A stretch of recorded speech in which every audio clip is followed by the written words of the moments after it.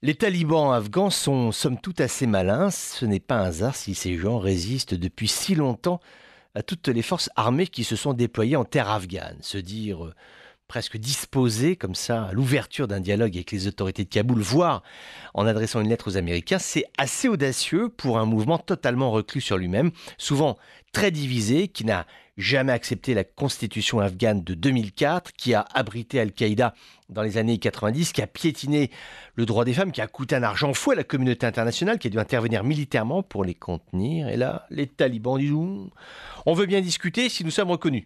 Alors qu'il faudrait passer l'éponge sur les attentats qui, depuis des années, endeuillent ce pays. Peut-on discuter avec les talibans ? Ils ont une représentation au Qatar, les canaux de discussion existent. Alors sur le principe, oui, même avec ton pire ennemi, il est important d'entretenir des espaces d'échange informels. C'est le rôle des services secrets d'ailleurs, quand les politiques disent à la télévision « nous ne discutons pas », dans les coulisses, des mots sont toujours échangés entre professionnels. C'est normal, ça se passe comme ça dans tous les pays.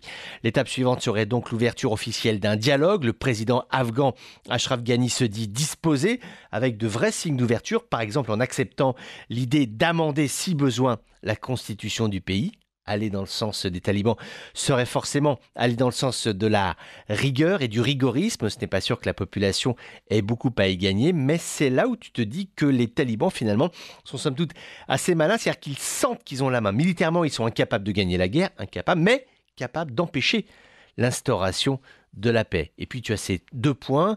Les États-Unis mettent la pression sur le Pakistan pour qu'il sursaisisse sur le contre-terrorisme. Cela pourrait affecter les bases arrières talibanes. Également, la présence de Daesh en Afghanistan, ce qui pourrait nous donner le tour de passe-passe suivant. C'est-à-dire les talibans disant « Ah oui, mais nous aussi, nous luttons contre Daesh. Nous aussi, nous refusons le takfirisme brutal.